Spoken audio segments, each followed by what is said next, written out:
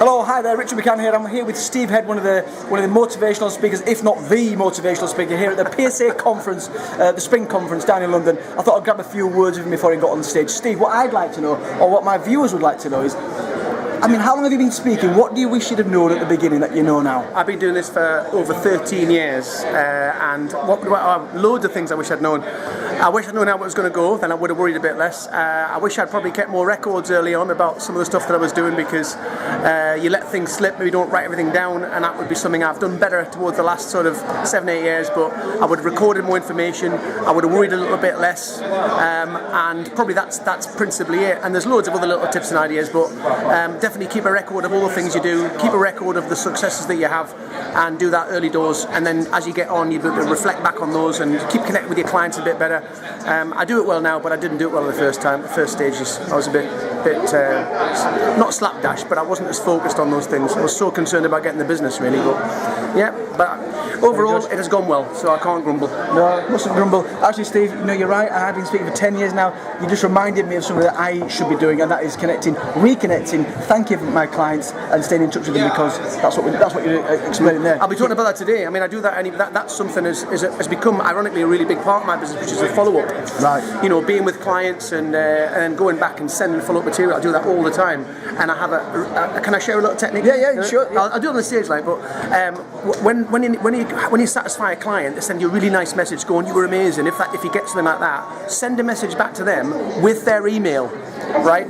So their email's got their lovely sentence on, and just respond back to that and go, "Thank you so much. Please, you enjoyed it. Let me know if you need part 2."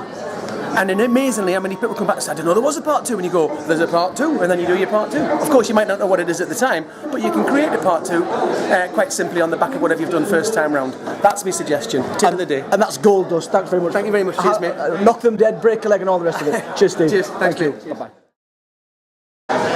Hi there, my name's Tony Morris. I'm a professional speaker. I run a company called the Sales Doctors, a sales training company. And the question I think you've asked is, what do I know now that I wish I knew when I started my career? And I guess the biggest thing is take every single opportunity. Offer to develop yourself as a speaker, speak in every gig you can, because when you do that and give value to the audience, you guarantee will get other opportunities that will spiral.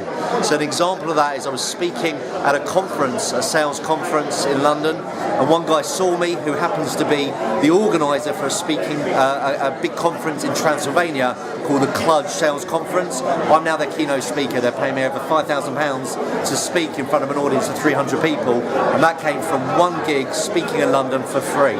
So speak everywhere you can, give value, and your career will start spiralling. Hi, I'm Mindy. I'm a professional speaker and trainer. I've been doing that for 27 years, believe it or not. And I always learn a lot when I come to conferences like this one. And one of the things that I wish I had known when I first started was how important it is to constantly be marketing yourself and constantly be looking for new ways to get the word out. Because when you're busy, but you've got to always fill that pipeline and make sure there's always something else coming up. Otherwise, it can dry up. And so plugging in on a regular basis is key.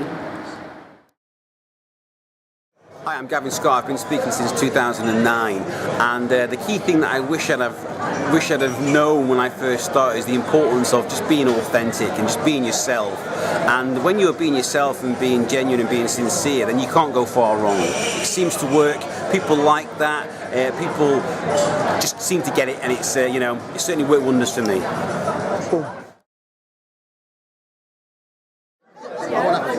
I wish I'd known that all you got to be is yourself. You know, sometimes you try and look at all these great speakers, you think, oh, they're really good, I'll be like them. But just be yourself. When you're yourself, your true, authentic self comes out, and then people relate to you, and people love what you say. So that's what, be yourself.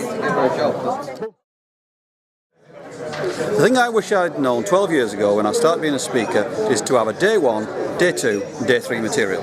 Let me explain. Day 1, certain stories, certain things that I do. Day 2, another certain stories. I do the Titanic on day 2. I don't do the Titanic on day 1 and so on. 2 things that come from that. So, firstly, I record on a dictaphone exactly what I've done, so that if 5 years later they say, can you come back and do another session, I can look back and say, oh yeah, I did the Gerald Ratner story there, I don't want to do that again. The other thing is, I do day 1, I can sell day 2. Once I've done day 2, I can sell day 3. Even if I've done day 3 stuff on day 1, I know what I've done, so I can sell not just 1 session, but 2 and 3, and that gets me more work.